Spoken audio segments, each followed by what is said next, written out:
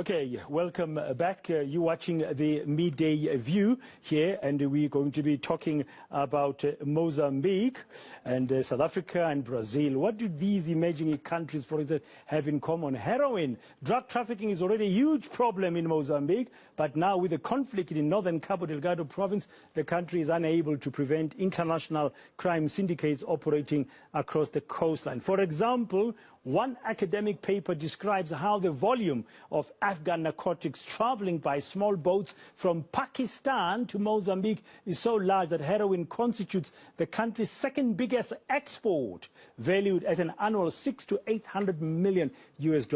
The same paper also notes how around $100 million of that total goes into paying bribes to members of Mozambique's ruling Frelimo party who protect and regulate the trade. Well, for more on this discussion, I'm joined by a panel of experts. In the studio with me in Johannesburg is Mweletsi Mbeki from the South African Institute of International Affairs. We've got Dr. Joseph Hanlon, who's a journalist and is a writer of that paper I was referring to. And we've got David Matsinye as well. He's a researcher from Amnesty International Southern Africa.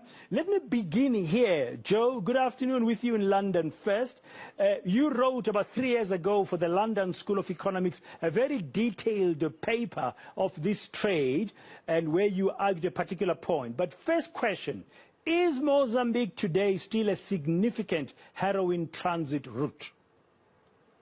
Yes, it is. And I actually wrote my first paper 20 years ago for the magazine Metical in Mozambique. And it has always been a trade center because it is part of a transit route. The heroin comes, and now methamphetamine comes by dhow from the Macron coast down to the north of Mozambique. It's then transferred by road to Johannesburg. And from Johannesburg, the meths stay in South Africa and the heroin is shipped to Europe. What's the size? What's the size? What's the size of this drug trade, Joe? How big is this in terms of volume and economic benefits?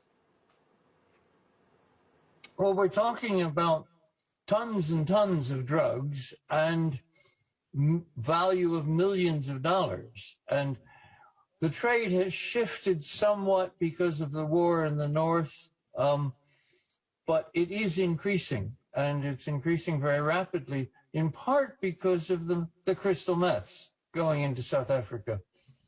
Okay, now